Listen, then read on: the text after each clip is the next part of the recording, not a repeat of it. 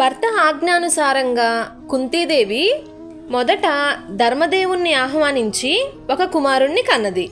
మరు సంవత్సరం వాయుదేవుని వల్ల ఒక కుమారుణ్ణి కన్నది. తరువాత సంవత్సరం దేవేంద్రుణ్ణి ఆహ్వానించి ఫాల్గుణ నక్షత్రంలో ఒక కుమారుణ్ణి కన్నది. పాండురాజు కోరికపై మాద్రీదేవికి దుర్వాస మంత్రాన్ని ఉపదేశించింది కుంతి. మాద్రీదేవి దేవవైద్యులైన అశ్విని దేవతలను ఉపాసించి 2 కవల పిల్లల్ని కన్నది.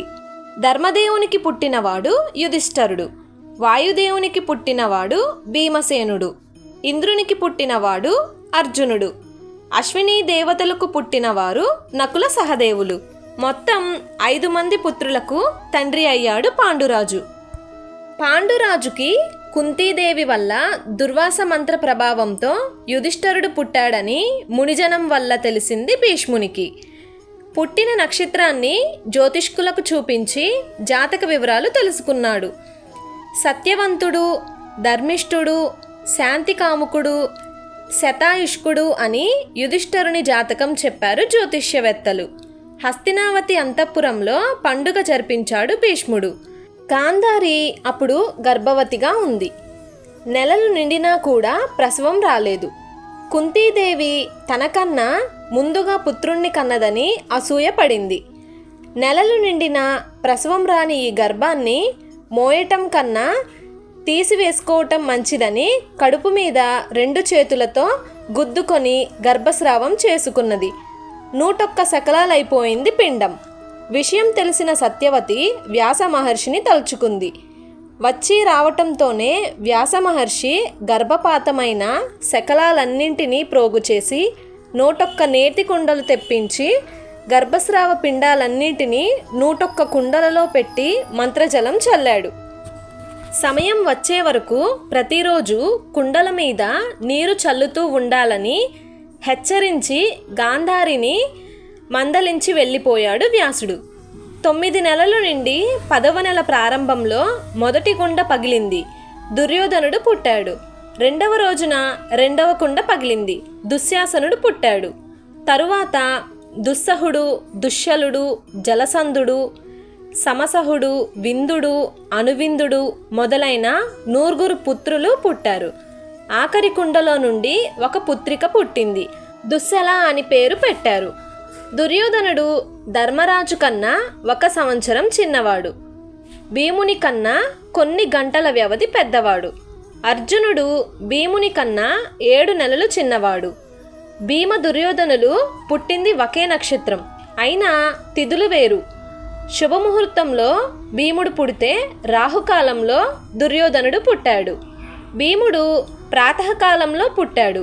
దుర్యోధనుడు రాత్రి సమయంలో పుట్టాడు. నక్షత్రం ఒకటే అయినా సమయాలు వేరు.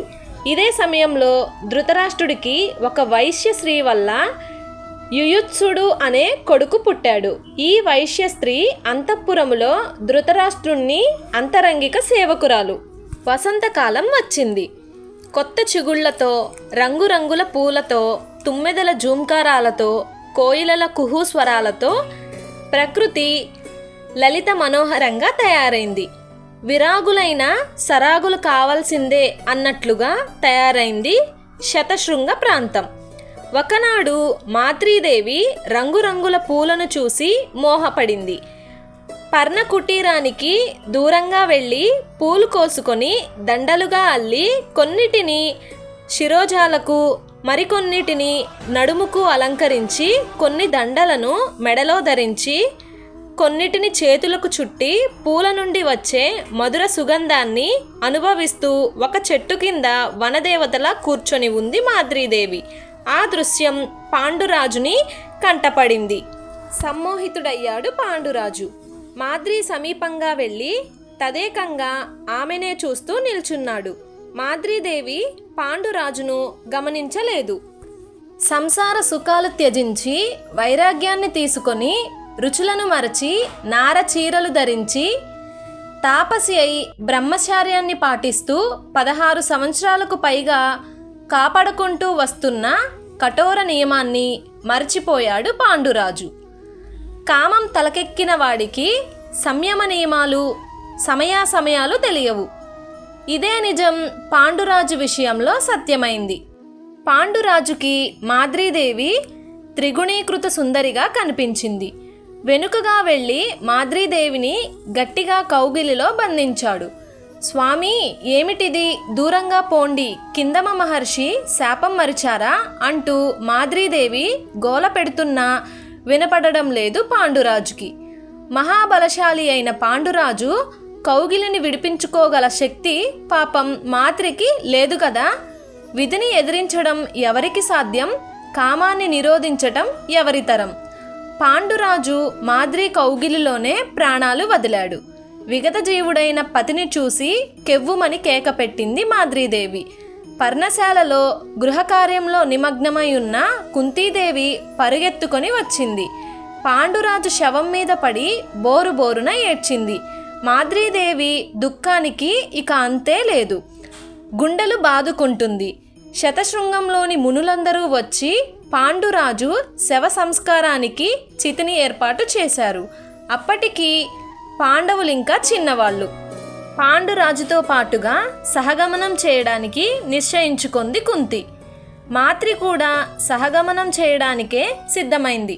మాద్రి, నీకంటే నేను పెద్దదానిని, ధర్మ ప్రకారం నేను సహగమనం చేయడమే న్యాయం అన్నది కుంతి. కాదక్క, ఆయన చనిపోవడానికి నేనే కారకురాల్ని, ఆయనతో సహగమనం నేనే చెయ్యాలి. ఏ ధర్మమైనా నీతి కంటే గొప్పది కాదు. ఆయనతో పాటు నీవు కూడా దూరమైతే ఒంటరిగా నేను ఉంటాననుకున్నావా? తరువాతనైనా నేను వచ్చి మిమ్ముల్ని స్వర్గంలో కలుసుకుంటాను. మనిద్దరం పోతే పిల్లలకు దిక్కెవరు మాత్రి? అందుకే చెప్తున్నానక్క, నా వల్ల జరిగిన తప్పుకి నేనే సహగమనం చేయడం ధర్మం అన్నది మాద్రీదేవి. అక్కడ ఉన్న ముడిజనమంతా మాద్రీదేవినే సమర్థించారు. కుంతి అంగీకరించింది. మాద్రీదేవి సహగమనానికి సిద్ధమైంది. తలస్నానం చేసింది మాద్రి. శరీరం నిండా పసుపు రాసుకుంది. నుదురు నిండా కుంకుమ దిద్దుకుంది. సహగమనానికి వెళ్ళబోతుండగా నకుల సహదేవులు గుర్తుకు వచ్చారు. అప్పుడు వాళ్ళిద్దరికీ 12 సంవత్సరాల వయసు. అక్క, వీళ్ళిద్దరిని నీకు అప్పగిస్తున్నాను. ఇక నుండి తల్లివి నీవే, తండ్రివి నీవే. నీ మీద నాకు నమ్మకం ఉందక్క. నాకన్నా నీవే వీళ్ళని బాగా చూసుకోగలవు అంటూ 2 కొడుకుల్ని కుంతి చేతిలో పెట్టింది మాద్రీదేవి. చివరిసారిగా పిల్లల అందరినీ కౌగలించి ముద్దు పెట్టుకుంది. కుంతి కాళ్లకు నమస్కరించింది. కుంతీదేవి మాద్రిని కౌగిలించుకొని వెక్కి వెక్కి ఏడ్చింది. చెల్లి, హస్తినాపురం నుండి మనం ముగ్గురం కలిసి వచ్చాం. ఇప్పుడు నేనొక్కదాన్నే ఎలా వెళ్ళగలను మాద్రి అంటూ బావురుమంది. పాండురాజు భౌతిక కాయంతో పాటుగా మాద్రీదేవి కూడా బూడిదగా మిగిలిపోయింది. వారిద్దరి అస్థికలను ధర్మరాజు చేత గంగలో కలిపించింది కుంతి. పాండవులను వెంటబెట్టుకొని హస్తినకు బయలుదేరింది. కుంతీదేవికి సహాయంగా కొందరు మునులు కూడా వెళ్ళారు. హస్తినాపురం వచ్చిన కుంతి వైదవ్యం చూసి సత్యవతి కన్నీరు మున్నీరుగా ఏడ్చింది. తండ్రిని పోగొట్టుకొని అనాథలుగా ఉన్న పాండుకుమారుల్ని దగ్గరకు తీసుకొని కన్నీళ్లు పెట్టుకున్నాడు భీష్ముడు. సరిగ్గా అదే సమయానికి వచ్చాడు వ్యాస మహర్షి. పాండురాజు మరణ వార్త విన్నాడు. ఆనాటి రాత్రి తల్లి సత్యవతీదేవిని కలుసుకొని, అమ్మా, ఇక నీవు ఇక్కడ ఉండడం మంచిది కాదు. పాండుకుమారులకు ధృతరాష్ట్ర కుమారులకు విభేదాలు వస్తాయి. పరమశత్రువులై పోట్లాడుకుంటారు. నీవిదంతా చూడలేవు. నిన్ను నాతో తీసుకొని వెళ్ళడానికి నిశ్చయించుకున్నాను. రేపటి ఉదయమే మన ప్రయాణం. సిద్ధంగా ఉండు అన్నాడు వ్యాసమహర్షి. శాసిస్తున్నట్లుగానే మరునాటి ఉదయం సత్యవతీదేవి భీష్ముని అనుమతితో కోడళ్ళు అంబిక, అంబాలికల్ని తీసుకొని వ్యాస మహర్షి వెంట అరణ్యానికి వెళ్ళింది.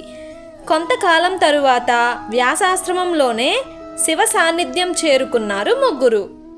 ఒకప్పుడు శంతన మహారాజు అడవికి వేటకు వెళ్ళగా అడవిలో 2 పసికందులు దొరికితే అంతఃపురానికి తీసుకొచ్చాడు. ఆ 2 ఒకరు ఆడబిడ్డ, మరొకరు మగబిడ్డ.